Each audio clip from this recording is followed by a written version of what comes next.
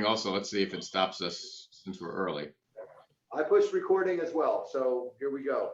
Hello and good evening, everyone. Welcome to the Archives presentation 2021 featuring Irene, Sanderson, Becky, Doggett, Jerry Freed, hosted by yours truly, Reverend Scott Sandler Michael, with special guests Chris Glickson and Elsa New and Jane Gaertner here helping us out.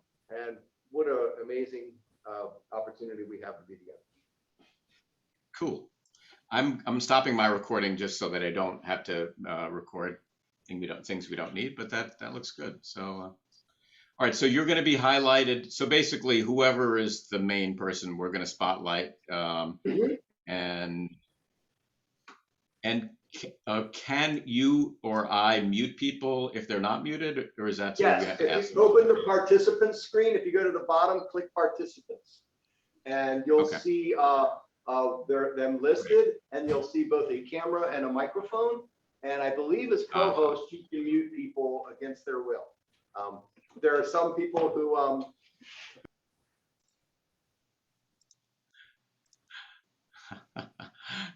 Okay. Oh, okay. Yeah. I'm taking charge. Now you're in trouble. Oh, it's so weird. Okay. Spotlight for everyone. Did you just mute Reverend Scott? I did, but I can't. It says ask to unmute. So I'm not going to do it again. But I thought I could mute you and unmute you, but it doesn't allow you to do that. Hello. Hey, hello. Hey, Jerry. This is Sandy. Sandy, hi. Hi, I'm at the Pearls room. Are you going to be in here? What do you mean? Oh, you're there, but everybody's there. No, I'm actually remote, but everyone should be in the Pearls room. I'm sorry, I'm trying to get somebody to unmute and I can't do it. There's nobody. It's pitch dark here. I'm going to go look in the Pearls room and see if anybody's there. But okay. But where should we? I'm looking and everybody's in the Pearls room. But I. Pearls room is across from the kitchen, right? Oh no, that's the Alliance room. It's in the annex. Oh, sorry. Okay, great. Jerry, maybe Reverend Scott has to unmute himself. That's what I say. I asked him to unmute, but he can't do it. So I don't know. I'm gonna leave the call. Bye.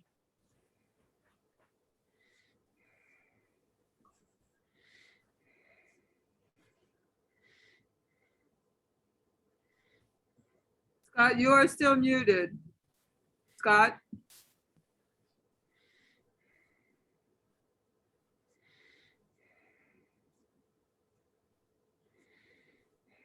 Scott, can you unmute yourself?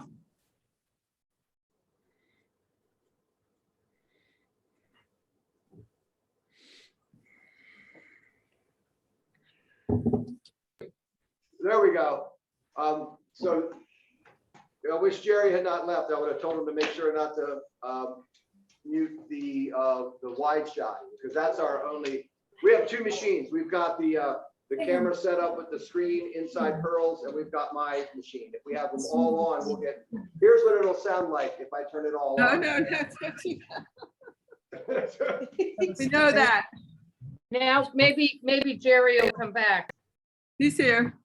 Hey, Jerry. Yeah, so muting you is a bad idea because I can't unmute you and you can't unmute you. No, he explained it. You were gone. All right, Becky. Went to the wrong room. It's okay. Yeah. Hi, Sandy. Suddenly we're little sort of chairs. You're my new favorite person. Apparently you can't mute the big screen, Jerry. Okay, I'm not going to try that again. It's You 6:58. can't, yeah. Reverend Scott explained it before. Okay. Yeah, don't mute the UU guest number 2 screen, because that's where our microphone. I will never.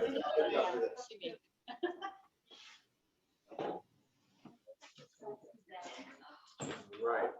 Thank you. Does anybody like one? Yeah. You don't have to.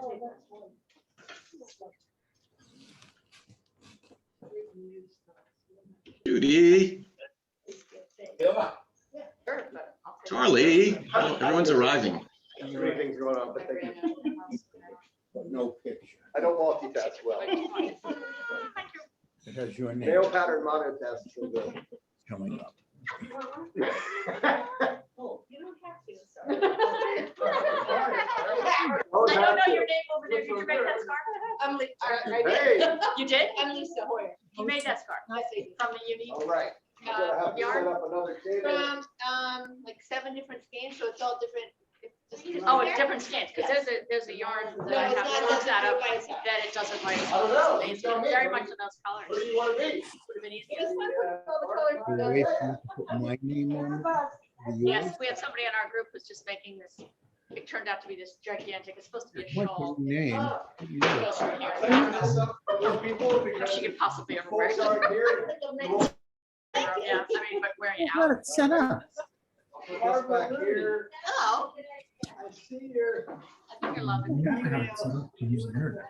So Reverend Scott, I'm going to suggest that you temporarily mute yourself because the hubbub in there is kind of overwhelming. It I is. think you've done. You know what happens, man. The problem is if I mute myself, Jerry, Now thank you you're for muted. that. That's usually Okay. my Well, no. job. Okay. And Lee Barker is on too, wherever he is. I'm gonna have to get a view that's better. Okay, gallery view. There we go. Even hear me. I don't think they can even hear me. And Judy's on the call too.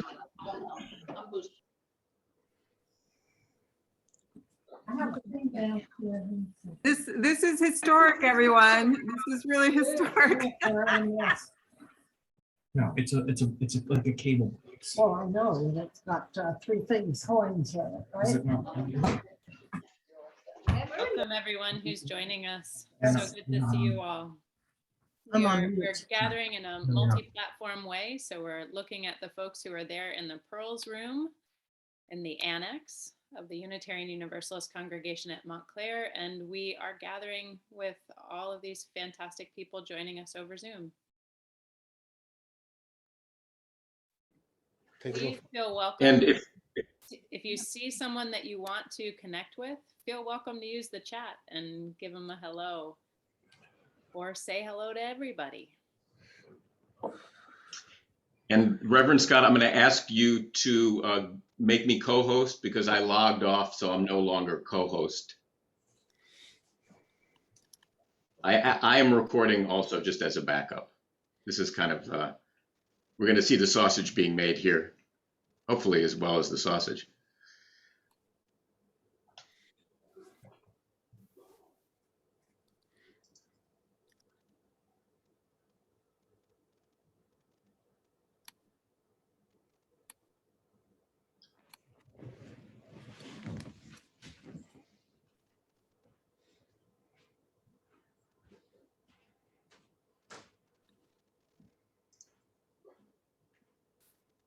Welcome everyone who is just joining us. We had a multi-platform meeting not too long ago with a bunch of clergy in the Montclair area, and we discovered that we're actually one of the only congregations in Montclair trying to do multi-platform gatherings, which really surprised us. They're not easy, but they allow us to be together in ways that we might not be able to otherwise.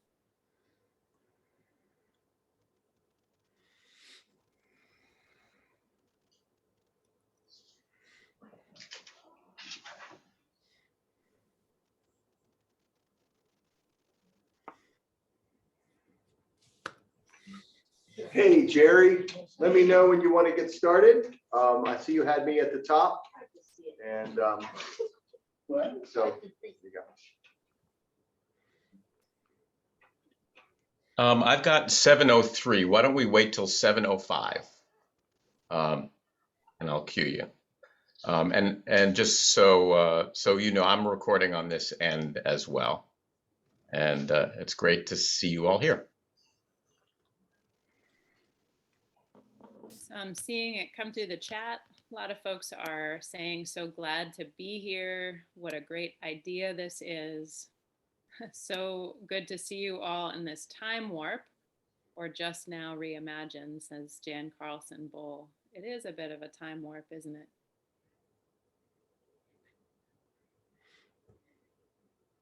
And it is exciting to see everyone.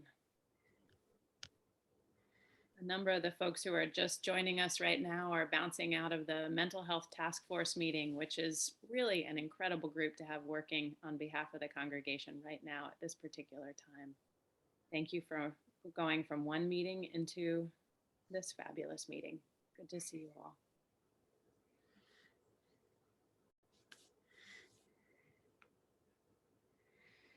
If you're just joining us, we're going to get started in about another minute. We're gathering both here on Zoom and in the Pearls room at the congregation. Please feel welcome to say hello in the chat, reach out, connect with these fabulous folks that you probably haven't seen in a long time.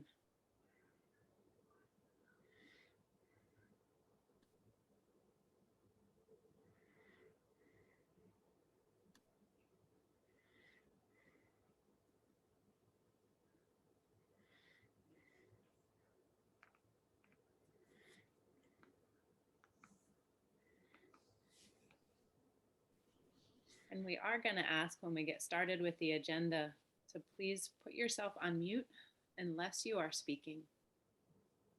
We've got a group that's large enough to cause all kinds of chaos if we are off mute.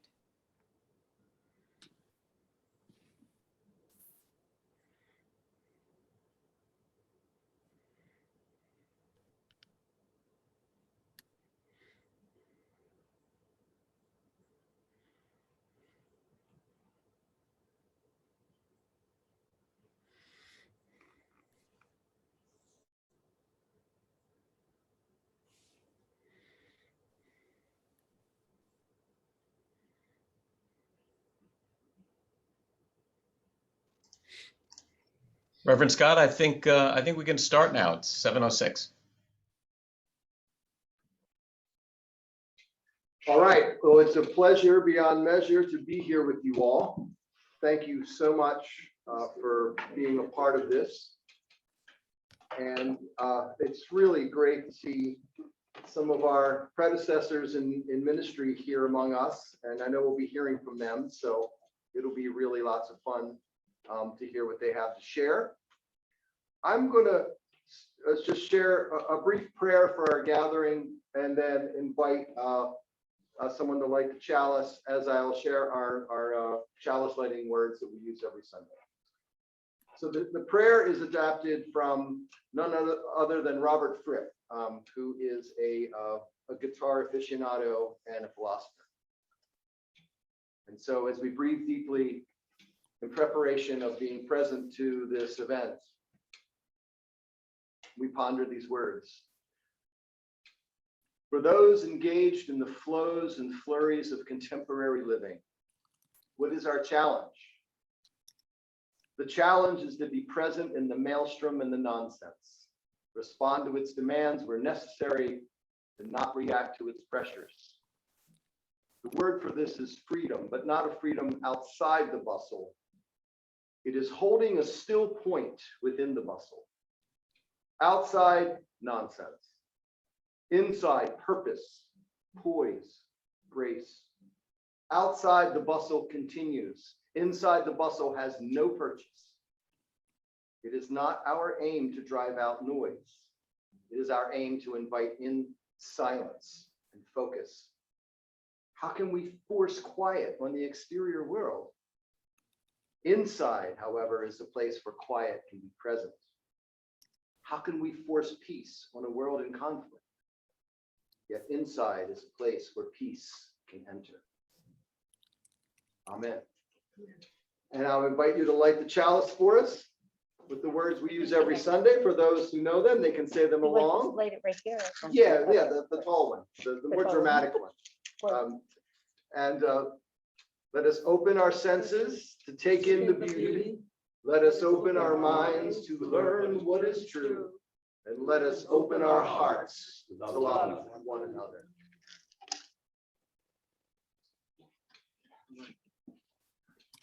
All right, and now I'm going to pass the near camera to Irene. Hello, everyone. I'm Irene Sanderson, and I'm the chair of the archives team. Our team is composed of Becky Doggett, Jerry Freed, Ginny Marie, Jane Gaertner, and Chris Dixon. I want to give you all a very warm welcome and especially want to greet our presenters and honored guests. This evening, after each presenter, we will have a snippet of audio taken from about 80 tapes, all of which are from our archives and that we will be putting online. We have about 300 hours of sermons that people can enjoy. After our speaker slides and a time for discussion led by Jerry Freed. If, while viewing the slides, any longer time, remember that those of you who were around during the 50s, 60s, and 70s, if your memory is triggered by any of these slides and you wish to share something with us, please raise your hand in the chat. And during time for discussion, maybe we can call on you. If you're not in that longer time member, but you have something to share, please do something through the chat and we'll get back to you as soon as possible. So with that in mind, I will ask Chris Dixon, a lifelong member of our congregation, to give us an introduction to our history at UUCM. Chris is the daughter of Nancy Mercer, granddaughter of Edgar Saley, a noted actor of his time, and her great-grandmother, maybe there's another great in there, I'm not sure, was a founding mother of our congregation. Chris? Thank you all. Good evening, everyone. Jerry asked me to say a few words about our congregation's history. After reading our history from 1997, the centennial brochure, I realized that a few words were not possible. Our history is so rich and quite impressive that if you have not had a chance to read this document, rightly named Celebrating 100 Years, you should do so. We know that we started with a small group of women who wanted a liberal religious Sunday school for their children. This was first attempted in 1869. Then many years later, in 1897, when after much hard work and several meetings, a group of 34 people met to vote on our Constitution and bylaws. Much has changed, clearly. This vote was passed by 28 votes. At this time, women did not have a voice to vote in our country. However, in our church, they did. It would take another 23 years for women to gain the right to vote in the US, and much of it was due to work done by Unitarians and our ministers, Reverend Sprague and Reverend Weirs. The first settled minister was Arthur Hastings Grant. He would lead our little church for 4 years to grow and be accepted by the Montclair community. He is our roots. Next was Reverend Leslie Sprague, who came to us as the great builder of churches. And this is exactly what he did for us. He is our bones. He was a vice president of our local's women's suffragette organization. Once he had seen to raising funds and guiding the process of it being built and dedicated, his job was done. He left and opened the door for Reverend Edgar Swan Weirs. Reverend Weirs would go on to be this church's minister for 25 years And in that time, he created a strong church that cared about community, their fellow man, equality for all, a strength in knowledge, and most importantly, taught that when the community is in need, you band together and get it done. There was a strength in this man, a man that saw something and persevered. He led his parishioners to find and fund ways to get them done. When he saw local children running around the lawn of our church, he built a playground in the backyard. This was later moved to the Board of Education and was the first playground in that area. When food prices were staggeringly high, he opened a food and butcher cooperative, which drove down prices.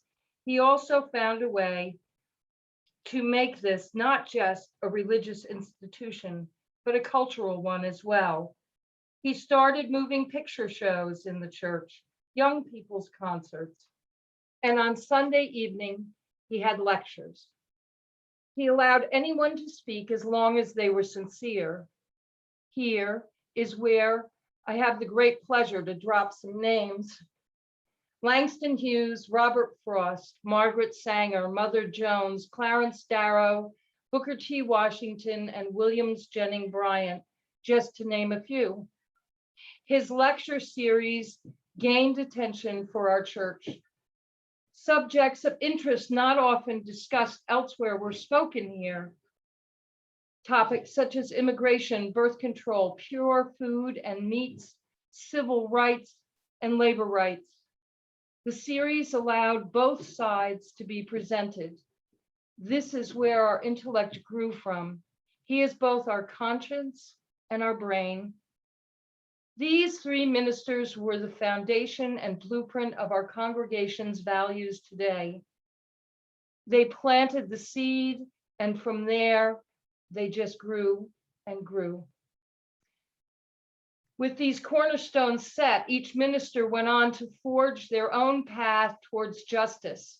This is especially true with Reverend Fletcher's civil rights activism and his support of people accused because of their affiliations during McCarthyism.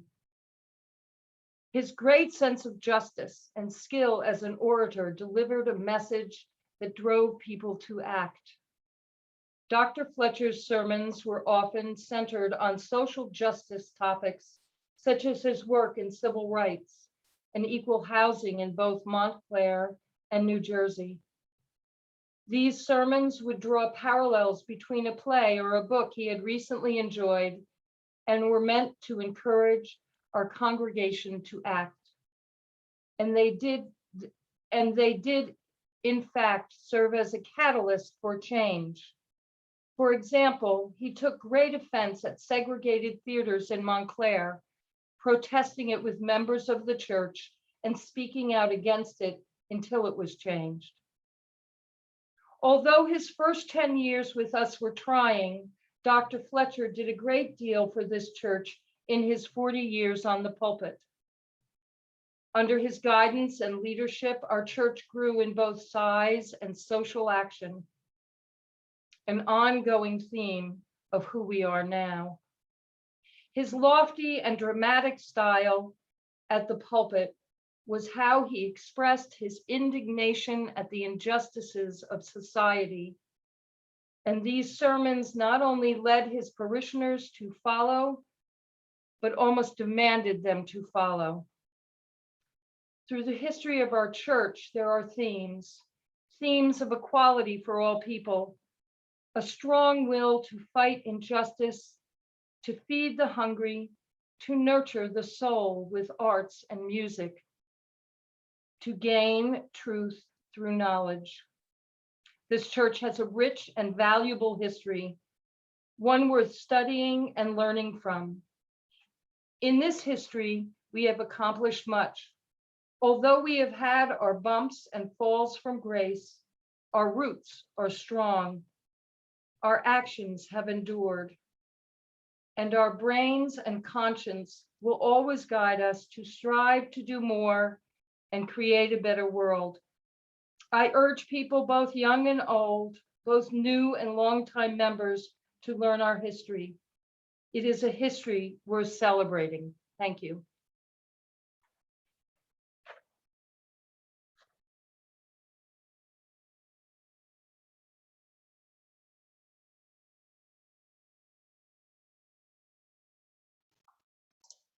So I'm going to, hopefully you'll be able to hear me okay now. I'm going to share a little snippet of audio from the archives. And there's a lot of great pieces here. This is a little recording from Jerome Nathanson, who was the head of the Ethical Culture Society in New York. And I'll play just the little bit of the introduction and a bit at the end of this. But you'll get a little bit of a sense of the introduction and the connections between this congregation and, as we found, so many things in New York and particularly in Brooklyn, which is not surprising to anybody from Montclair. But let me play a little bit of that audio for you.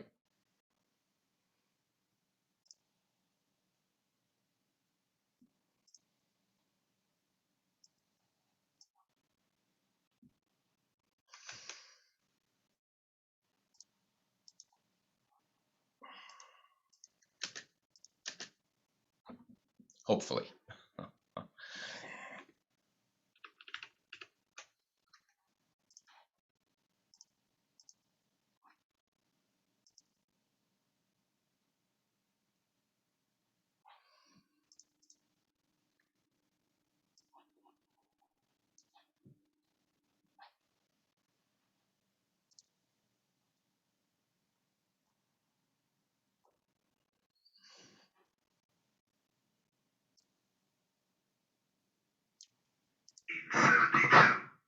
Jerome Nathanson, Tomorrow Man today. Thank you, Dr. Fletcher. And thank you for inviting me. And thank you for being here with me. You mentioned, among others, Florence Kleber. As a matter of fact, she sent me about 10 days ago your leaflet of 2 weeks ago, or whenever it was, announcing that I would be here and mentioning her deep feeling of relationship with you and this church and asking me to communicate her very warmest personal greetings. I speak today, as Dr. Fletcher has said, on the question of the moral man. We live in a day of great publicity and great talk and great television, and why some stories are published at great length and front page by that eminently respectable paper, the New York Times, I confess I sometimes puzzle about.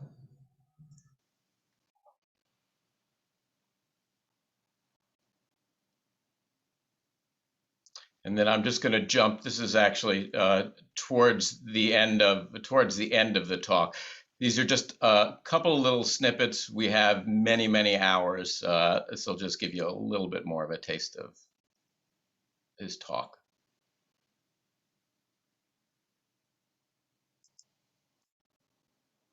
Village today. It's all over. And yet somehow we are to develop this kind of character.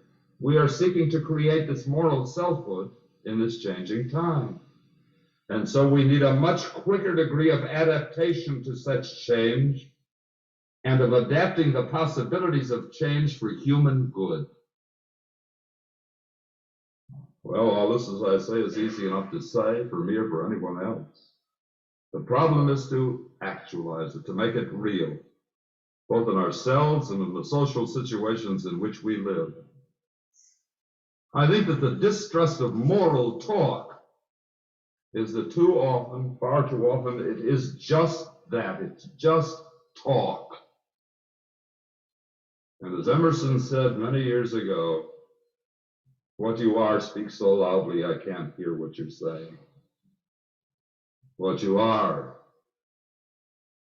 To endeavor to actualize the talk, to be a person of character, is not only difficult, predictably it has its failures, its frustration.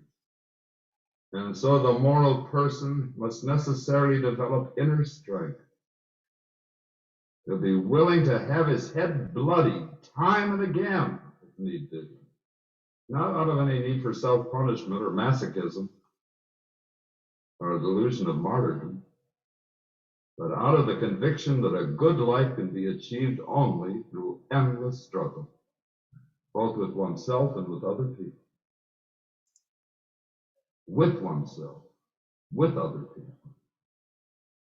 The with is the important word.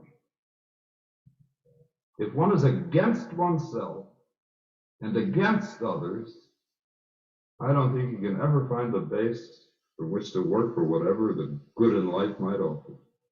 I don't. That'll conclude that section of audio. And now we'll pass it over to Reverend Anya.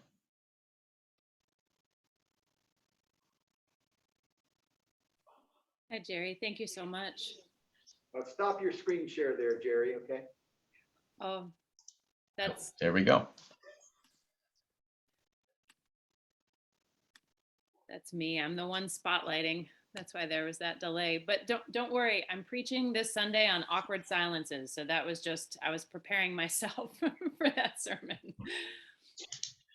I'm Reverend Anya Samler-Michael, she, her, hers, senior co-minister with Reverend Scott Samler-Michael. It is an honor to serve this congregation, an honor that grows especially as we hear about this incredible history and taste little tidbits from the past of this incredible congregation. It is my honor to welcome into our space and to invite to speak the Reverend Dr. Lee Barker. I first got to know Reverend Barker as a student at Meadville Lombard Theological School. So he was right there at the beginning of my journey to ministry for me and was an incredible force in the shaping of my ministry. One of the things that I have learned from Lee again and again and again is that you always have to dream big and then figure out how you're going to do it. Lee is an innovator, and I can feel in the congregation at the core of the congregation that call to innovation has seeped in and become a part of the beating heart of our congregation. And Chris Clixon, I really appreciated the way that you gave us embodied metaphors to describe the different ministers who have been leaders in this congregation.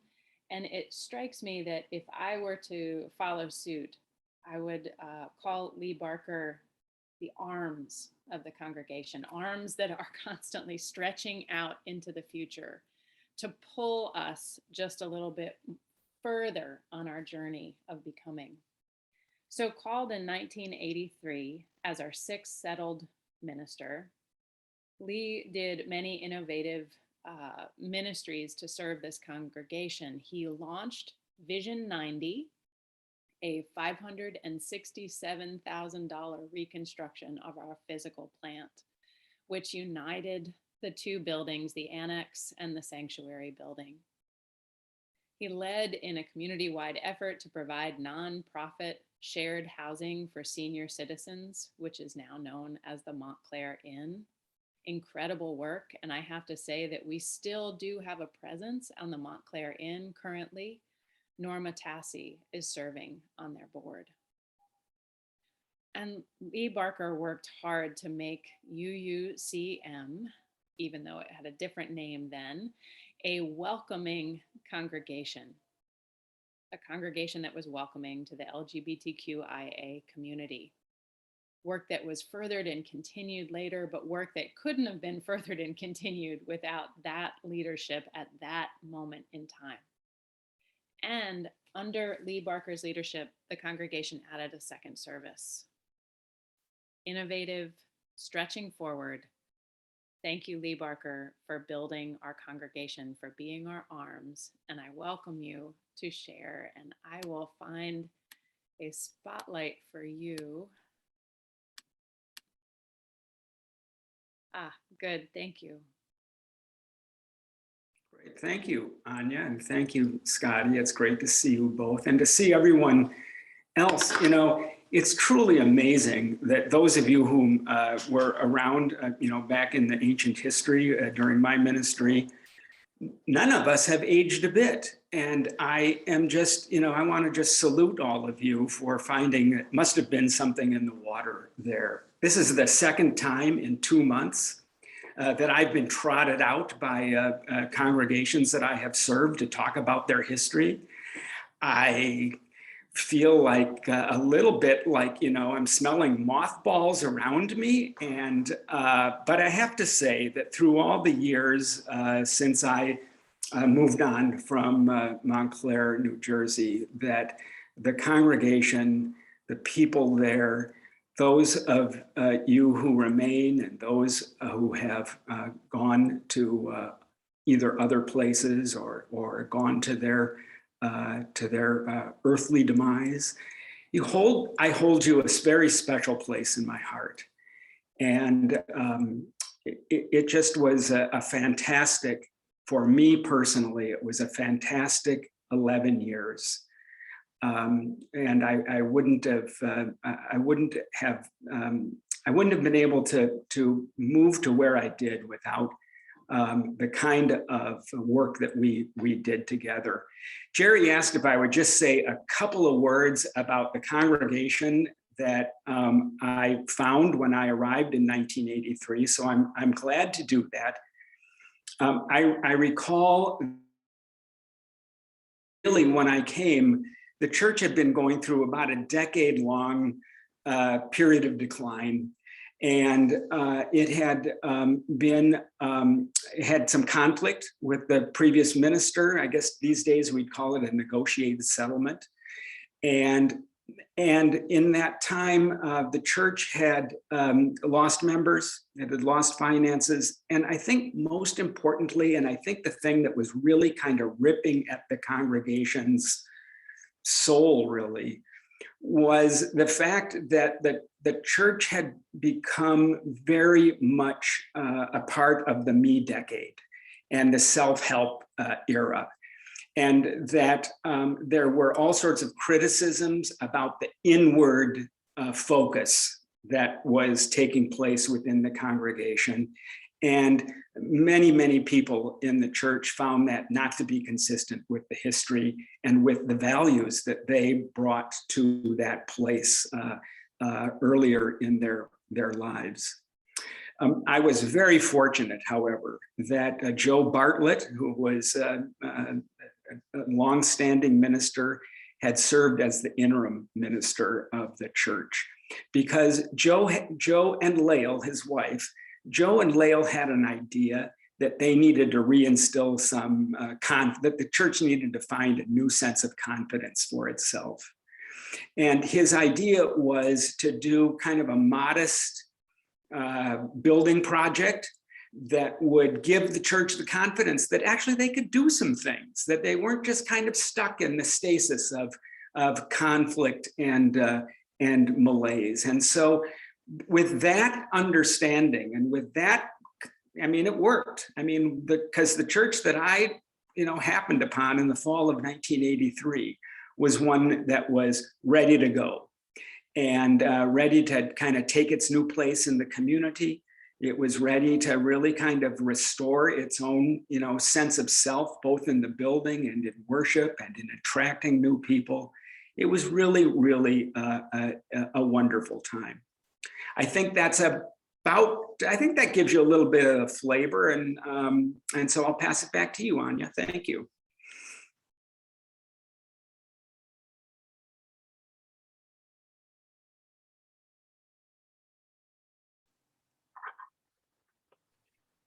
Jerry, I think you're up next, right? I think you're going to do a audio piece. I think what we're going to do is I've got another snippet of audio, but I think we're going to move to do Charlie first, just because as we knew that things wouldn't probably go as quickly as we intended. So why don't I just introduce Charlie and say that we asked Charlie also, Reverend Ortman, sorry for being so informal, to say a few words about the congregation that he came into when he first arrived. So I think I may be able to spotlight him if I'm capable of doing such things. Jerry, would it be okay if I did a little bit more of an intro for Reverend Charlie? Oh, yes. Oh, yeah, sure. That would be better, actually, wouldn't it? Okay. Okay. Thank you so much. All right. I'm gonna share this spotlight, and then Reverend Bluestein, Ortman, let me add you here as well. So Reverend Charlie and Reverend Judy Tomlinson served the congregation before Reverend Scott and I came here. And one of the things that Lee just highlighted that was so important is when you come into a congregation who was there before, really, really matters. And Reverend Scott and I can absolutely feel the ministry of Reverend Charlie and Reverend Judy. And of course, you as well, Judy Ortman. The way that you cared for this place with your hearts wide open. So if I were to follow that same metaphor, thank you, Chris Glickson, I would say that Charlie, you are the heart of the congregation that is feeding it constantly still with love. And one of the, well, I should say this, I'll start with the basics. So Reverend Charlie Ortman answered the call to ministry in this congregation in 1995. He focused and he honed a congregational commitment to sponsor interns and affiliated ministers, something that still lives on. We had our first intern minister in a few years, just last year and the year before, which was an absolute gift for Reverend Scott and I in the congregation. Reverend Charlie committed to building the then called Legislative Ministry of New Jersey, and soon after worked with them and led the congregation to make marriage equality the law in New Jersey, something that really was where the congregation was really made central in that fight. And under Reverend Charlie and Reverend Judy's leadership, they raised $945,000 for a complete rehabilitation of our craftsman style sanctuary, and ensured our commitment to the MESH, Montclair Emergency Services for Hope, it used to be for the homeless ministry. All of this work lives on in powerful and beautiful ways. Thank you for your ministry, Reverend Charlie. Thank you for being here.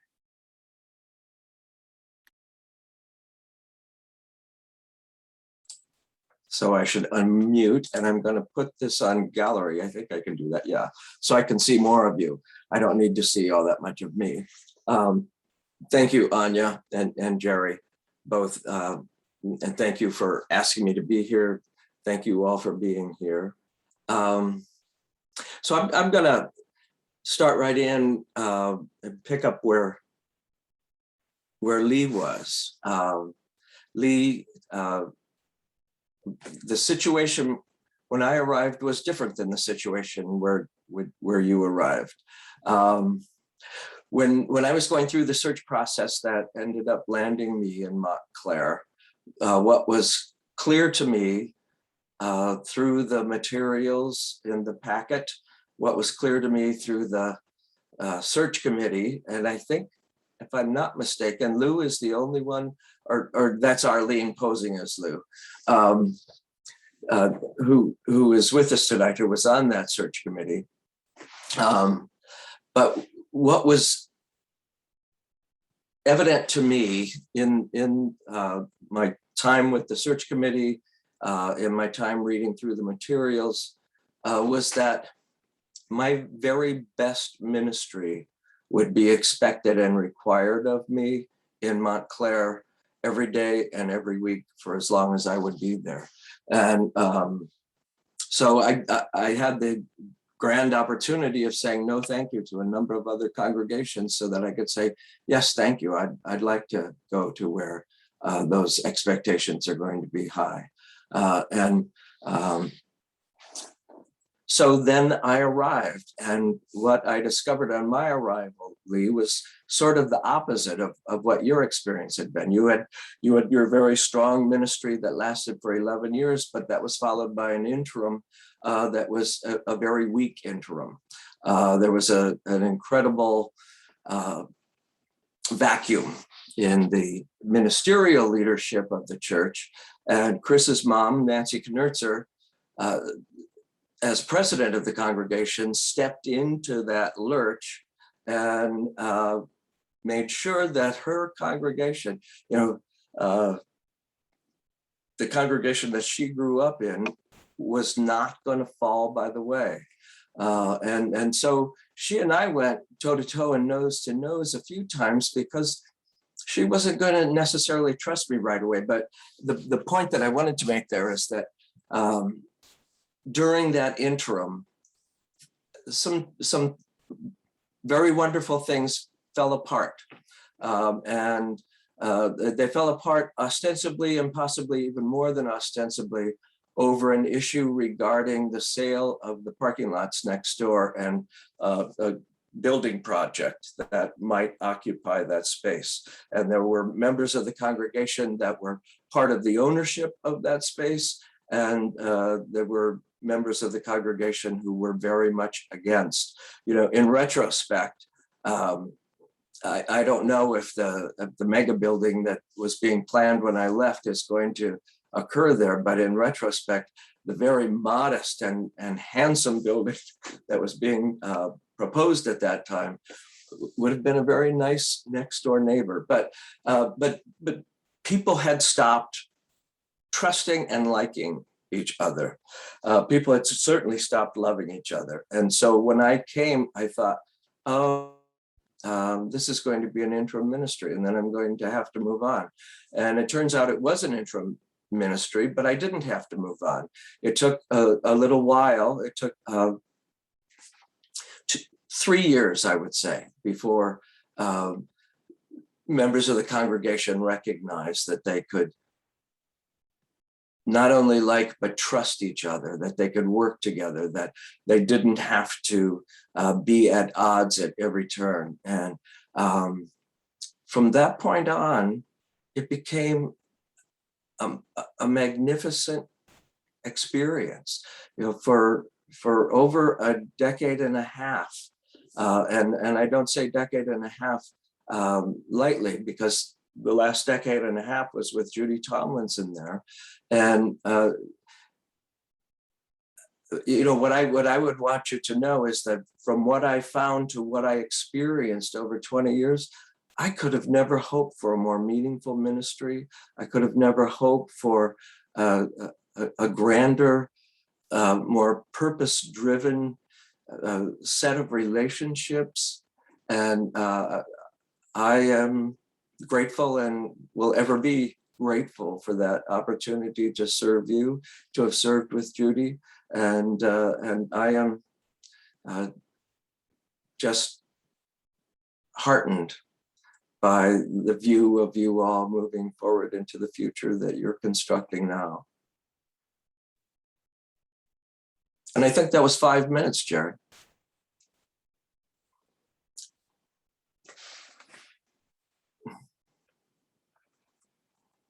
Thank you so much, Reverend Charlie. Jerry, is this the time when I should introduce Judy? I think so. Okay.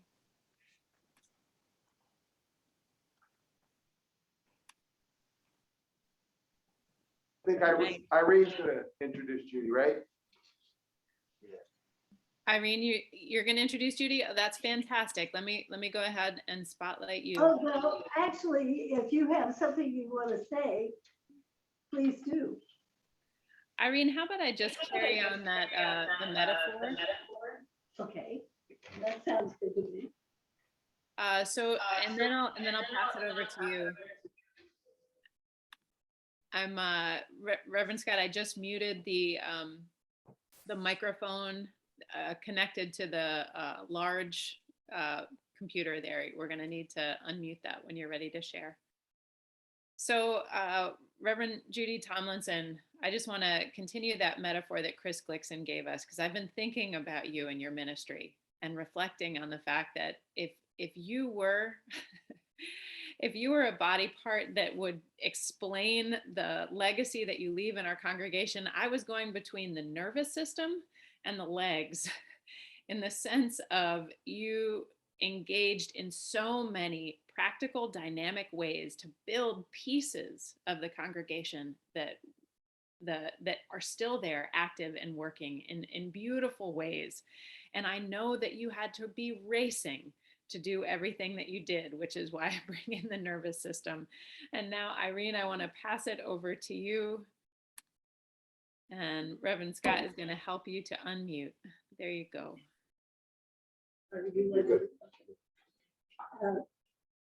I just wanted to welcome Reverend Judy Tomlinson and ask her if she had something to tell us, because I wasn't sure she was going to be able to join us as of last evening. So, so Judy, can you share a few things with us? Well, I'm honored to be here. Thank you, Irene and Anya, for such a lovely introduction. I have no prepared remarks. I didn't, know that would be, I would be invited to speak, but I'm happy to say a few things. It's an honor to be with such a wonderful group of people and to be part of the really august history of the congregation. And of course, my ministry was quite different from the parish minister's role. And I had a lot of freedom in that, which was very welcome. And I got to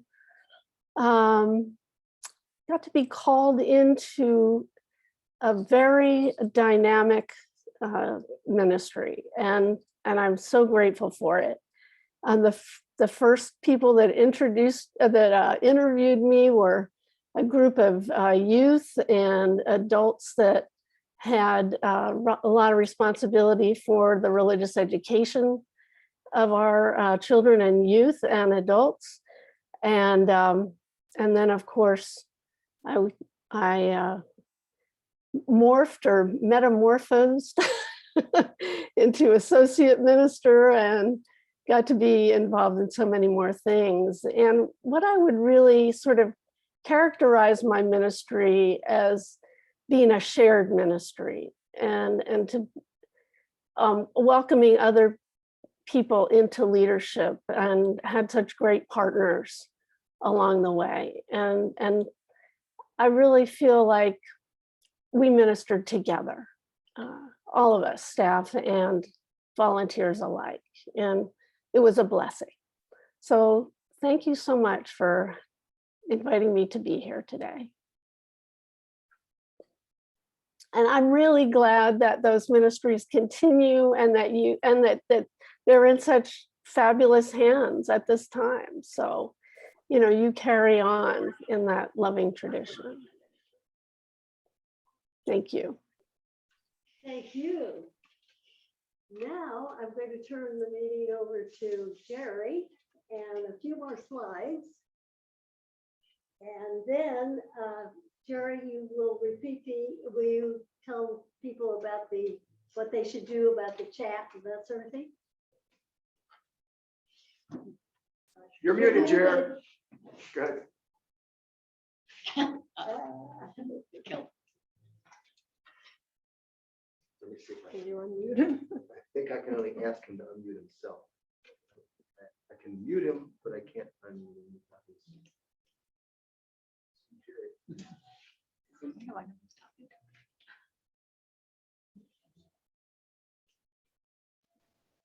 Here he goes. Yeah. There you go. Well, it said that.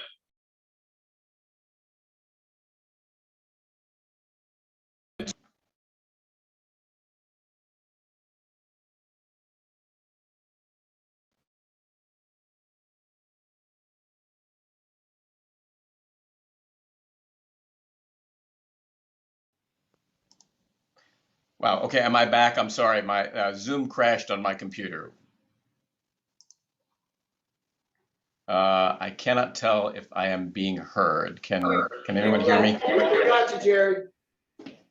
Okay, sorry. Yeah, Zoom crashed on my computer. Okay, so I guess my thing is I'm gonna give as quick and thorough a presentation as I can, and I'm gonna ask people to. I'm gonna share my screen. I've got a bunch of awesome slides, and I think what we'll do is if you're a longtime member and anything gets triggered, and we'll get to some things that might trigger things in a minute, just raise your hand, and if you are not a longtime member, you're a person like me, only 30 years or less, just put it into the chat and we'll collect that later. And Jane Gaertner has volunteered valiantly to go, and if there are people who need help, to go through and get more input from, because the idea is to create a bit of a feedback loop so we can get input into what we're showing. But the first part is going to be just me presenting a bit more of what some of you who have been to services lately have seen, which is just some of the history of the congregation. And you should be seeing Thurgood Marshall on your screen. This is part of the Collegiate Pulpit series that Reverend Fletcher started and continued. And Thurgood Marshall came to speak here in 1957, 10 years before LBJ put him on the Supreme Court. He had been for 17 years the head of legal defense for the NAACP. He started at age 32, so a pretty precocious guy. And this is him standing in front of our stucco wall here. Brendan Byrne also was invited to come, and it's a kind of funny picture of him, and he's a very funny guy. There's a really great service that he did, which even though it was about criminal justice, is also very clever, because anybody who knew him or in later life, he always had that even into his 90s. This is John Ciardi, who was the Poet Laureate of the United States, being interviewed by a couple of our youth. There were a lot of cultural sermons. We have, as was said, many hours of sermons, and some of them are lay sermons, and some of them are Reverend Fletcher's sermons, and some of them are George Pennington's sermons. But a lot of really cultured and interesting things. Speaking of which, this is Emeka Mbuk, who gave a talk as part of the Collegiate Pulpit on African arts, and he did a demonstration. You can tell he's got music and speakers in front of him. This was Edward Blaustein. I actually was an adjunct professor at the Blaustein School at Rutgers. He was the president of Rutgers University with Dr. Fletcher. And this is Dr. Mason Gross. I worked in the Mason Gross School of the Arts at Rutgers. A lot of really top academics from around the country spoke here. There was a service a couple of weeks ago featuring this gentleman who was Matthew Carter, who was a really important mayor, the first African-American mayor of Montclair. And some of you may know the Matthew Carter housing in Montclair, which is affordable housing. And that's Hazel Fletcher in the middle there. These people, this is an awesome slide that Reverend Scott did a whole service about, and we could talk for a very long time about the woman in the middle, Pauli Murray, who was really the inspiration for not only RBGs and provided the basis for Thurgood Marshall, his career as well. Basically, the person who created the foundation for Brown versus Board of Education. And the person on the right side of the screen is Morris Milgram, who was the affordable housing czar during the Kennedy administration. He built affordable housing in Pennsylvania and then nationally. Ossie Davis, who is a very well-known activist as well as, of course, a great performer, and he came to offer some of his activism. This is John Summer, and if we do have some time, I don't know if we're going to get to it today. There's great audio of him. He was served in Vietnam, was in Vietnam for 10 years, came back as part of USAID and wrote a book, which he's handing to Dr. Fletcher, where he really gives a very prescient view of what happened in Vietnam. And the lay sermon, I've got it queued up, but I don't think we have time for it. It's just really awesome. What's great about it, and I'd love to play you just the end of it, is he delivers this whole incredibly impassioned, really a talk about how we really just need to hear each other and communicate with each other to avoid wars and other horrible interactions between human beings. And he gives this great speech. And then as he's walking out, Dr. Fletcher, you hear him saying, John, I can't believe that you're such a, that you're now talking from the pulpit. I remember you as a kid running around in the basement. And it's just a really great little moment. We didn't realize, of course, that he was a kid of the congregation. And the book that he wrote was really seminal in people understanding what was really happening in Vietnam. This picture is Amiri Baraka, came to speak to speak in the congregation, and was a really powerful speaker. The talk that he gave in 1971 was the 70s power. It's called Power, Politics, Culture, and Oppression. In 1971, he's talking about the 70s. So even like our congregation, always looking forward. And this is, of course, James Farmer, who was one of the big four of the civil rights movement, along with Martin Luther King, who also came as part of the Collegiate Pulpit series. Now I'm going to show a lot of slides. This is going to go really fast, but they're really beautiful photographs. This one is cute because I think the little girl on the right, I think that's Chris there in the little chair. And I'm pretty sure the people in the blue sweaters are Renee Baskerville and Leslie Baskerville. So this is a class from, and I'll just sort of show these pictures without much comment. They're just really give you a sense of a lot of the fun in the congregation, the spirit, and the toys too. I love this picture of snack time in Sunday school, and I'll go through these quickly. We can again, Jane can come by and help, and we're gonna be sharing these more as time goes on. All these pictures, there's just a lot of great stuff. I should say from all these slides here that Nancy Knurtzer put these aside carefully for me and for you and for all of us to find. She wrote on the slides what they were. She organized, she labeled, she categorized, and they haven't been seen. These slides have not been seen for 40 or 50 years, and we've just got them all digitized, just like the. You can tell arts were very, very important in the congregation, and these kids did really awesome drawings, obviously. I think you get a pretty good feeling of the spirit of the place from most of these pictures, and there are loads more like this. Yeah, they're fun pictures, and these triggered some memories from Chris and other people and who've seen them. So we'll figure out a way to be able to share these in a way where we can get a little bit more insights, perhaps from the time and some of the people there. But these are just some pictures of the RE program, and you'll notice President Eisenhower on the wall on the left there, just a light moment, and. So next we'll go to, if it allows me to do so. Well, it doesn't look like it is allowing me to do so. Oh, I see. I got to go backwards. Sorry. Okay, this is going to be a little dizzying for you, but I'm going to make my way through these slides fast. And you'll notice, Lee, I'm just going to call out some of the people in these pictures because obviously this will go a little bit late. I want to say a little bit about Edgar Staley. Edgar Staley is Chris's grandfather, and he was a Hollywood actor in, I think, probably early talkies through the 50s and 60s. He was in a film called Executive Suite, which is a really awesome movie that's really an indictment of modern sort of capitalism, really.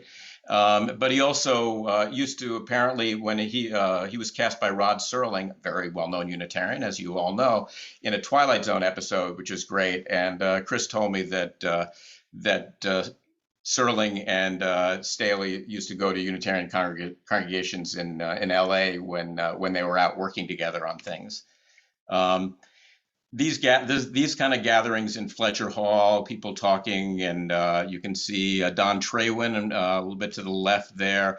And some of these are just kind of the character and the spirit of the place. That's Don Miller in the middle. Don Miller was a really important artist who was a member here. And Some future project for the archives will be delve into what happened in Unitarian Universalism when the UUA refused to provide funding for basically for diversity in the 70s. And my understanding is that the Millers and maybe other congregations of color, other members of color left the congregation because of that failure of the UUA. That's something more we would like to look into. Some of these are just pictures of gatherings in Fletcher Hall and in the kitchen, and so mostly these are just a little bit of character. That's Nancy Knurtzer on the left there. She was some type of choir director there, and you can see they're having a good time. And you'll see the choir. Oop, that slide didn't load. Larry Anthony. Yeah, the Anthonys are right on the side over there. And there's a lot of these very nice pictures of gatherings of people, but of course a lot of pictures of art and the artists. These pictures are by Don Traywin, and there's just terrific pictures. Both the great paintings, but also kind of their time too. This is what's his name? Pearls. Yeah, this is the Pearls of the Pearls Room under that Israel sign. Slideshows. There were a lot of slideshows, musical presentations, and then presentations of art and culture. As it was mentioned, Dr. Fletcher loved going to theater. This was Devil and Daniel Webster. This is Jane Rappaport, a longtime member who's still alive, doing a performance. This is Charles Baskerville, who is a composer and pianist who accompanied many things. This is a picture of the UU Dance Company, and Phyllis Workinger gave us a book of pictures that exist in the archive that are just gorgeous, of all these dance pieces that were really part of the sermons. A lot of what I could sense from this is that there were a lot of kind of multimedia types of presentations back then. And this over here is, obviously this is a Christmas service, and Don Traywin, that's Don Traywin in the artist's hat as a painter. It's back to Devil and Daniel Webster dancing. A lot of great pulpit for those with this new pulpit initiative. There's a lot of good ideas here from the way things look, and again, a lot of really cool art in these slides. Again, these slides, no one's seen these slides in about 50 years, except for us getting them all digitized, and you can tell they're really quite beautiful. And also, you could probably date these pictures just by the clothing, I would say. Maypole gathering, nice pictures of outings in the congregation. Sometimes, sometimes their activities you can tell are nearby. Kid activities, you can tell that girl is holding a stopwatch. Fun little effort. That's Dr. Pennington on the right. Chris sort of keyed me into, if you need to find Dr. Pennington, all you need to do when you look through the pictures, look for his ears. He's got, and you can't tell from that angle, but they do kind of stick out a lot. And Dr. Fletcher, of course, and there's Marilee Traywin, and there's Luther Wicks, is another longtime member. Again, many of us had not seen these pictures. I knew Luther, and it was great to see those pictures. I love this shot. It's just sort of the slides of the way those tea parties were had, and you can tell the way those sandwiches were cut. This is Emily Kennedy and Jean Nowak. Everyone would recognize Jean Nowak, but I think everyone would recognize her better on this picture, and it does kind of animate for you there if you look at it. That's Jean, and a big frog. That's Dorothy Summer, and there's a couple of great pictures of her as a younger woman, and Bill Brock and Lakshmi Kripalani and Horst Hoyer and others in the board. So you can tell the kind of work that was going on in the congregation and kind of the fun that people were having, but also where it was happening. This is the senior youth room being used as an office. We haven't seen it used that way in a long time. And this is some of the men repairing some of the chairs, same chairs, I'm sure, and I'm glad to see that they did it well.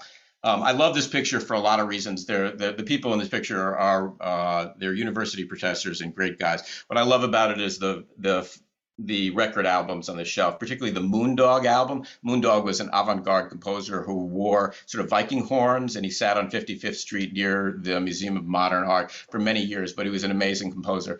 And it's really incredible that record is standing right in front of Brahms there. These are people who know stuff. And this is a committee meeting at home, which I think is really cool. You can tell somebody's taking notes and people are drinking tea and in a perfect mid-century modern setting. And you have some really great atmosphere here. This is the young marrieds group. That's Horst Hoyer on the left without a beard. I don't think I'd ever seen him without a beard. But there's a lot of great pictures of gatherings like this, and a lot of social. We've heard about these family these I forgot what they were called, but those gatherings, those community gatherings, those family gatherings. It's Dorothy Summer in the middle there.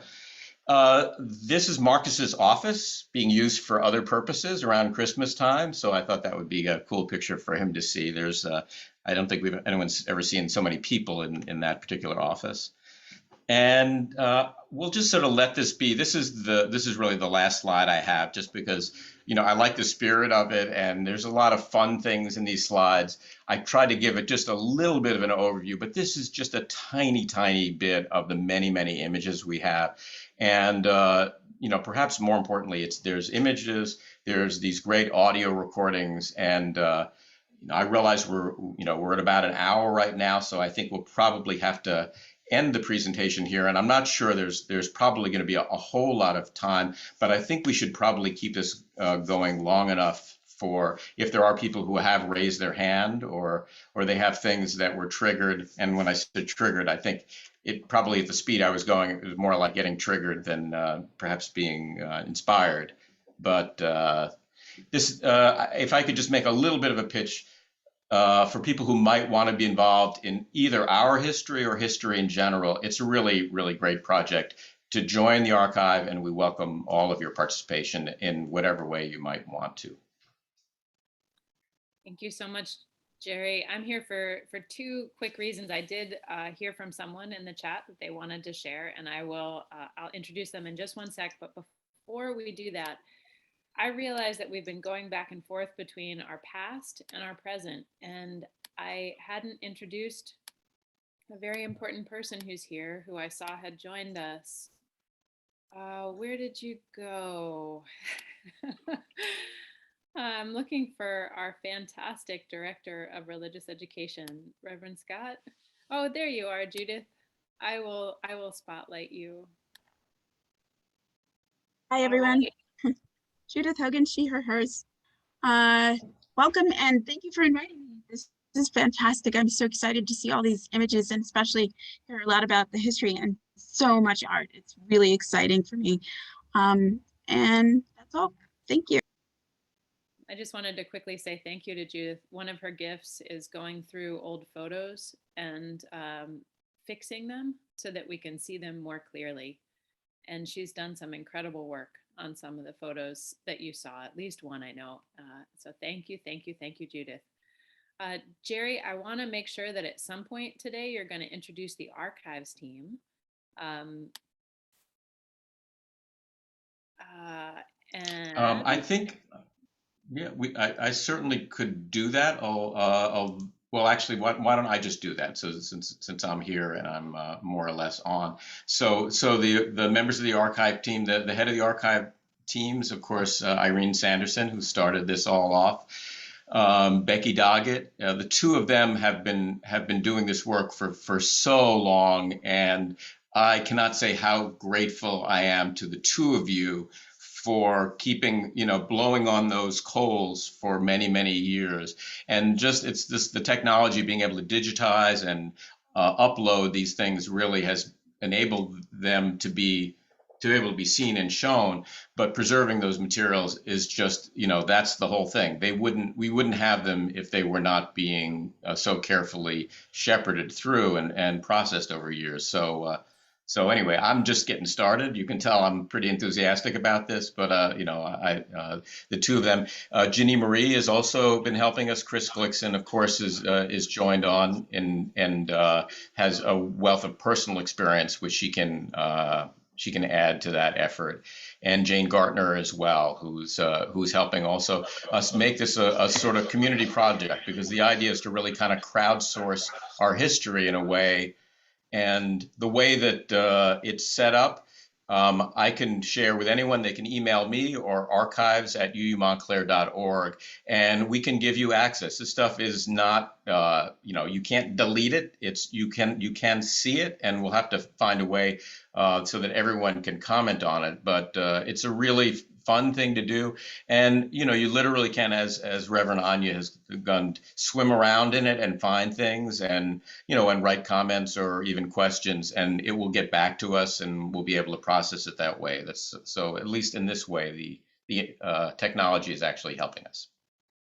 Thank you so much, Jerry. I received a note saying that Bill Workinger, would you like to share an anecdote about Reverend Dr. Barker? Well, yeah, I have that. Hold on. All right, here he is. Here I am. Can you find him? There There you you are. are. There you are. There you go. Yeah. With Dr. Barker, my daughter was having her coming of age. She's now 50. And she was going to do a dance as part of her induction in front of the congregation. But she couldn't dance on the wood because it was too slippery. So Dr. Barker, the night before, helped her smear Coca-Cola all over the floor in the chancel, so it would be sticky, and she could dance on it the next morning. And diet soda wouldn't work. I remember that so well. It had to be non-diet So soda. that's something that she remembers all these years. Thank you. I remember that too. So vividly. You speak over that now? That's a guilty look on Reverend Lee's face there. Dr. Barker, did you wish to share anything in response? Well, geez, I remember that like it was yesterday, Bill. And I've moved on to water. So I hope that will, I assume you're talking about, I'm blanking on your daughter's name. Laura? And now it's Was it Laura? Because you have two daughters, right? Yeah, Lynn was the older one. This was Laura. Okay, great. Good, you reached your two daughters. I'm impressed. Yeah, that is pretty impressive. Oh, you'd be amazed what I remember about all of you. And but I also know you remember a lot of stuff about me. So. Thank you so much, Bill. Thank you so much, Reverend Barker. We're going to go to Jan Carlson Bull next. Okay. Well, I had more to say. Oh, you had more to say? Oh, please. We will not remove you. Go right ahead. And How about Dr. Barker? Okay. I just wanted to say a few things about music and dance in the church. Okay. I joined in 1959. And Dick Christian served as president of the church from 1972 to 1974 during the difficult transition between the tenures of Dr. Fletcher and Dr. Pennington. I wrote these notes years ago. I just got them out of a file. Then on his retirement, the following announcement appeared in the church bulletin on June 15, 1974. Now forming the Church Street Unitarian Chorus Mixed, and it went from there. The chorus began as a musical social group directed by Dick Christian, a non-musician, but an engaging personality who worked at Channel 13. With Richard Rail as an accompanist and some good singers, the group grew into a credible performing ensemble for many services, as well as having picnics and social interactions. Eventually, it was taken over by Dr. Jack Sacker, a professor of choral music at Montclair State University, and its music status grew, performing masterworks by Bach, Mozart, Mendelssohn, Handel, Holst, etc. I took over the leadership of the group for the final few years through the late 80s. And a name I wanted to mention, concerning the music in our church were the Goldmans. I don't know if you remember them. Ernest Goldman was a fantastic pianist. His wife, not so good at cello, but they played constantly. Constantly. And offered, I played with him, we played trios, me on clarinet. We'll talk a little bit about the Saturday night musicals. Oh, yeah. Oh, yeah, well, he was a large part of that. He was a large part of that, but so were you. Yeah. So was I. Yeah, and all kinds of talent. They were great, all through the I'm years. still, their daughters, I'm Facebook friends with the daughters, the Goldman daughters. Oh, really? I had them as students in Bloomfield High School. Well, we're going far. Okay. We can go on. The music was a very vital part for me of the church. And I won't even mention Unity concerts, which were huge. Oh, I think you should mention it. That's what I was mentioning. Go ahead. Right, exactly. A huge gift of the church to the community for many, many years. It died when the Performing Arts Center opened in Newark. That made it superfluous. But for many years, we provided in Montclair High School the greatest artists in the world. And that's why that auditorium was built, was for Unity concerts. They It's a big one. built the big auditorium so that you could put a symphony orchestra on that stage, which, Wow. So that was for many, many years. We owned it, we ran it. Right. Oh, yeah. For 65 years, we ran it. And We had the board were all very proud of of us.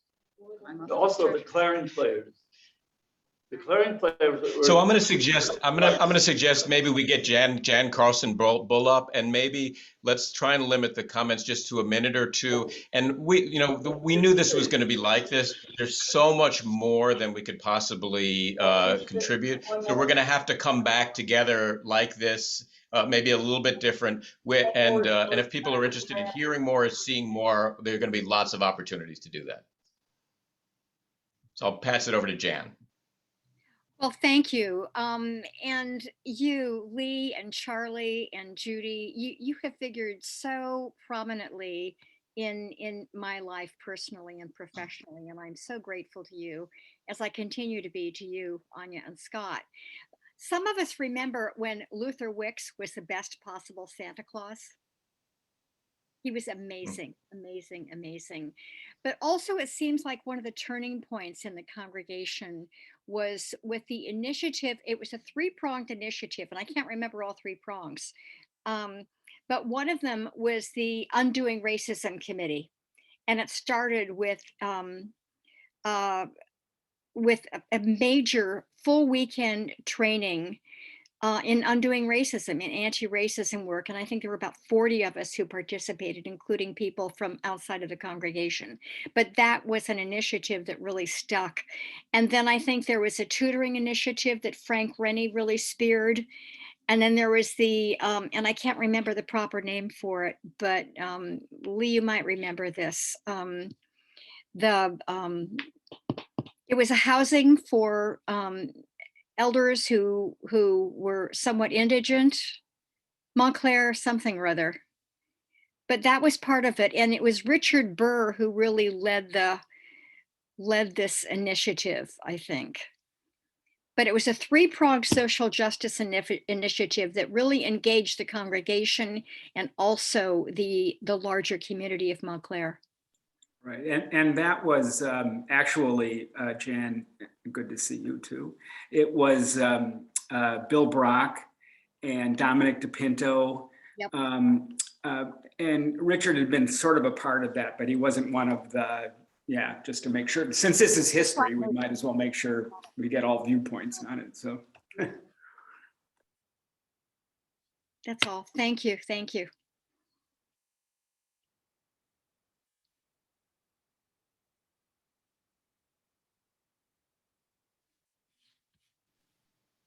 I don't know if it's me to pass back, but I'd pass it to Reverend Anya if I can.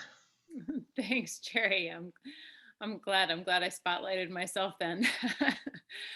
So I haven't seen anyone else share in the chat that they wish to talk, but I have seen Jane reaching out saying, if you have more things to share, please share them with Jane so that we can make sure that they are cataloged and kept in the archives going forward. Jerry, were we trying to end soon, or do we have a little bit more time? Reverend Anya, how do they get in touch with Jane? People are asking.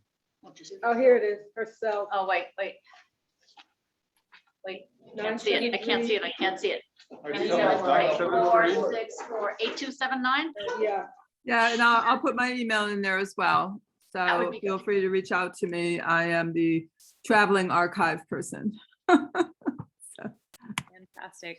And I would say that's especially true if there are people who have materials, like Phyllis Workinger gave us a book that we scanned and we added to the archive. So it may be, not everybody's whole photo album, but if there are pictures you have of the congregation, we can scan them, we can put them in, you can have them back. So that's another thing that we can do. Thank you so much, Jerry. I know that there was a lot of conversation in the Pearls room. Did anyone else there wish to share any other small tidbit of memory of history?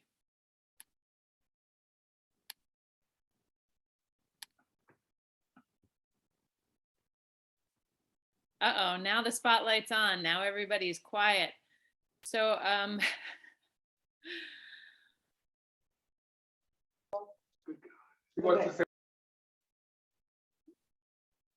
fantastic. Maybe you have a chance here.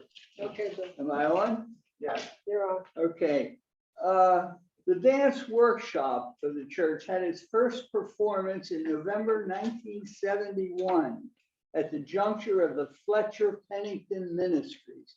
It was a lay service, The Devil and Daniel Webster, with a cast of nearly 50 in a full Sunday morning production. You remember that, David? It was wonderful. Phyllis Workinger's modern dance group continued for 20 years, giving many performances during morning services, even doing a guest appearance for the Ridgewood Unitarian Society in 1978. The final performance of the group was in April of 1991. Many church members and guest artists participated in the group over those years. So thank you. Thank you so much. I'm going to go to Chris Glickson next. Hi, all. So I wanted to just note that, I know it's my great grandmother, but my grandparents met going to the Unitarian Church, who were Emily and Edgar Staley. But I also want to say that they're just names that, I remember from my childhood being in their group. So Maria Goldman had a mother. She was this little tiny woman. She was always in black, and her name always brought 5 flavor lifesavers and gave them to all the children. And this to me was so precious, but I wanted to tell a mother story because I think Nancy has to be involved in this.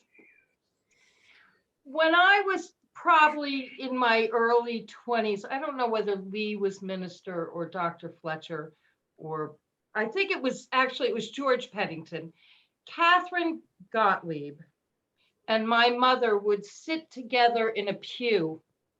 And after one of the services in coffee hour, my grandmother came over to my mother and tapped her and said, "You and Catherine can't sit together anymore because you're shaking the whole pew laughing."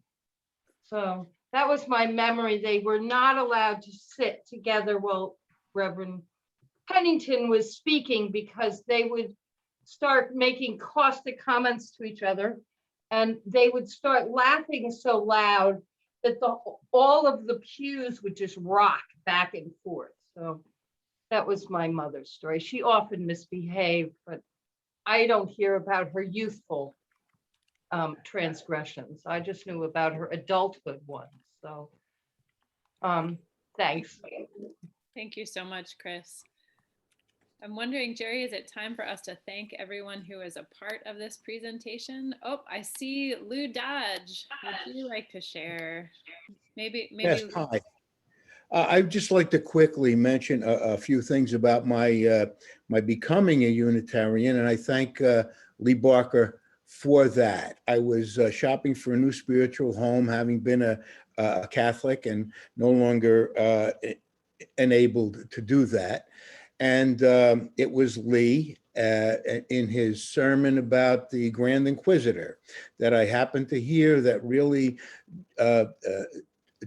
took root with me. I had been teaching the Grand Inquisitor in my religion class, and it meant a great deal to me at that time. It was one of the most impactful readings I ever heard, and it was kind of like karmatic that he would preach on that. I was privileged to work in the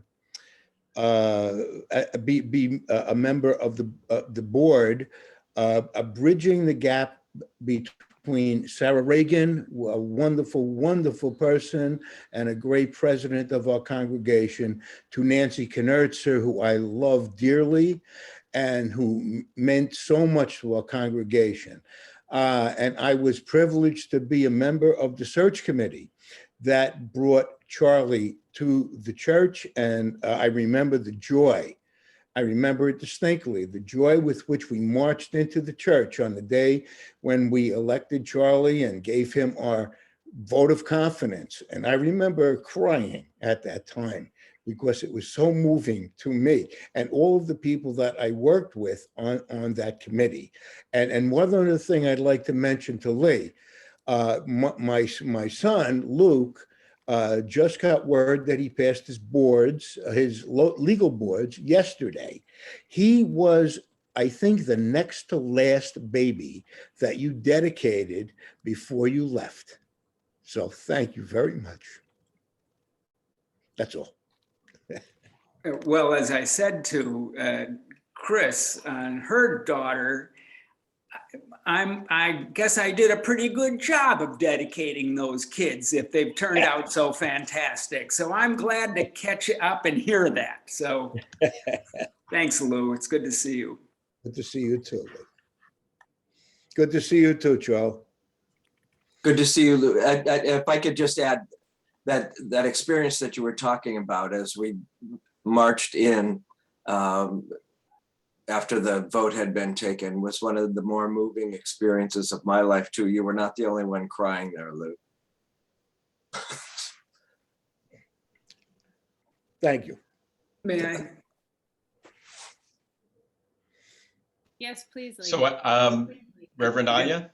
I just wanted to offer just my reflection on hearing some of the stories and the names and seeing many of the pictures that you showed, Jerry. And so many of those people that you have mentioned, I not only knew them, but many of them were elderly when I arrived in the congregation. They were among those people who had really motivated and moved the congregation forward in the 20s and 30s and the 40s.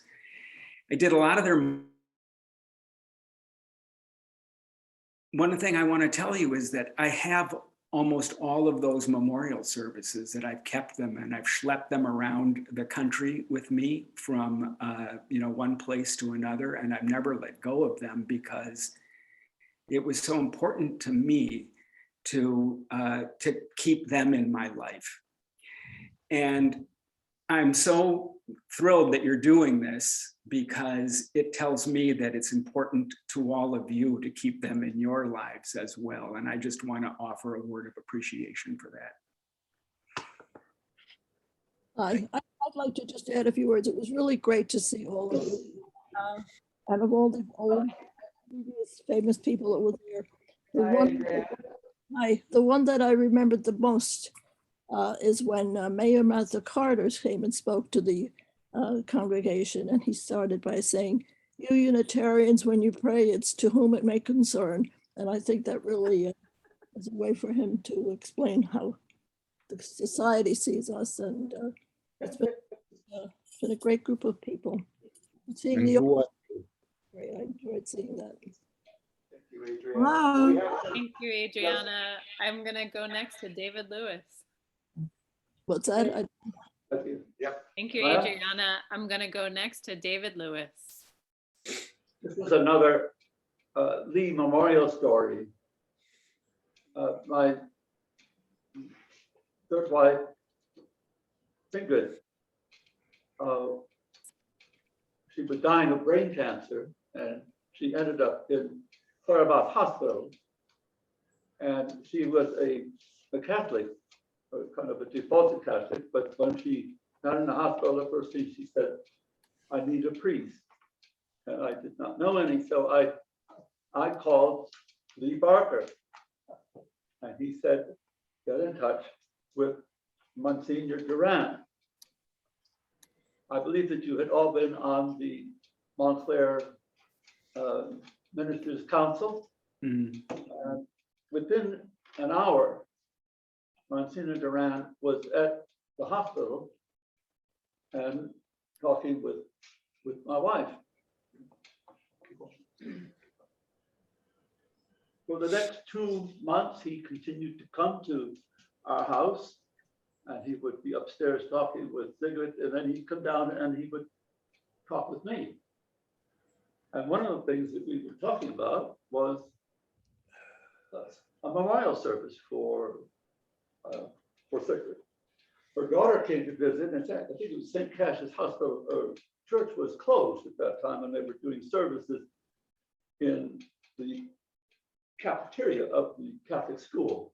And Laura took one look at that and said, I'm not going to have a mass for my mother in the cafeteria. So I approached Lee and said, could we do it in our church? And what Monsignor Rand and Lee and I all put together was a combination of a memorial service and a full mass, almost a full mass, I believe. And I don't think it's ever been done in our church before or since, my memory. It included a casket coming down the center aisle with incense and candles. It was a beautiful mass service. In the middle, it stopped, and we had a memorial service with Reverend Lee conducting that part of the service. We had beautiful Baroque oboe music, and Judy, our organist, Julie Wong, played beautifully on the organ and accompanied the oboist. And then they finished the mass service and withdrew from the church ceremoniously. It was an extraordinary service that I'll never forget. I hope that's one of the memorials that you're saving. Flipping around. In your memory. Because And David, this is 27, 28 years ago, and I remember every single moment of that service. And I thank you for that. well, David, I thank you for bringing me into your life, because I vividly remember being upstairs and talking with Sigrid and being with her through that journey, and you, and how hard that was, but how, brave both of you were. And there was also communion during that service.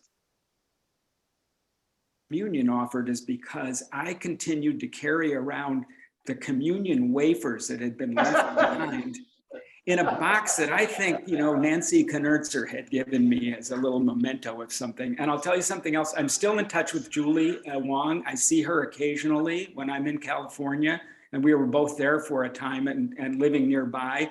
And she, when my brother-in-law died at the age of 49 a couple of years ago, she provided the music and was just, she's a spectacular pianist. Amazing.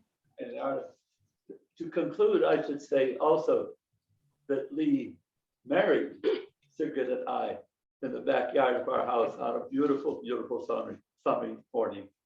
But no mass. There was no mass at that service. You're there at the beginning and you're there at the end. All right, thank you very much. It was beautiful. Beautiful part of my life. Thank you so much. Elsa, I believe that you had something to share.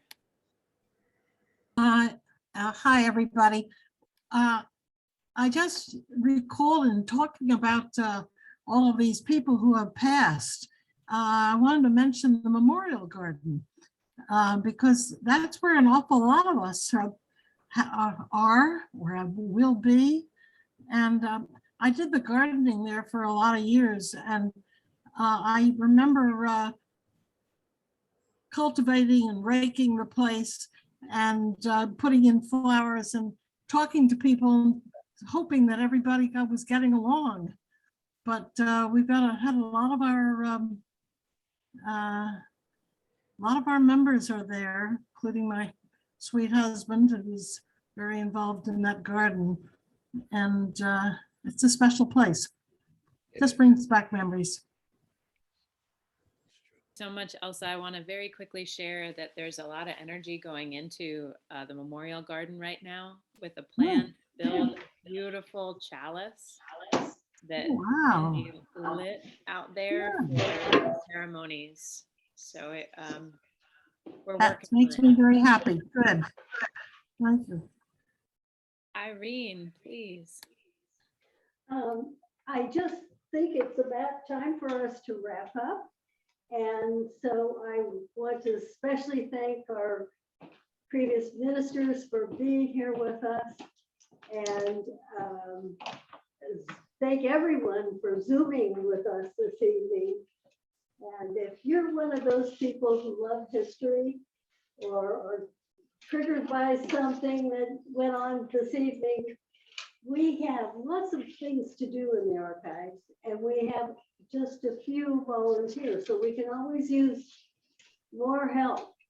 And you know, you can digitize, you can learn how to digitize, you can listen to more hours of Dr. Fletcher's sermons if you want, and you can learn why he was such a commanding leader and a presence in our community. Contact any of the people on the archives team, and Jane Gaertner really will get in touch with you. So thank you all for coming. Thank you for sharing. We're going to do this again. So please join us at our next time. And hopefully we'll have more time for more back and forth and discussion about the past. Remember, some of these things can actually be done in your own home. So contact Jane, and thank you so much for this evening. Thank you, Irene. Thank you, Irene. And a big thanks to our special guests. Thank you so much for being here with us. It was a joy.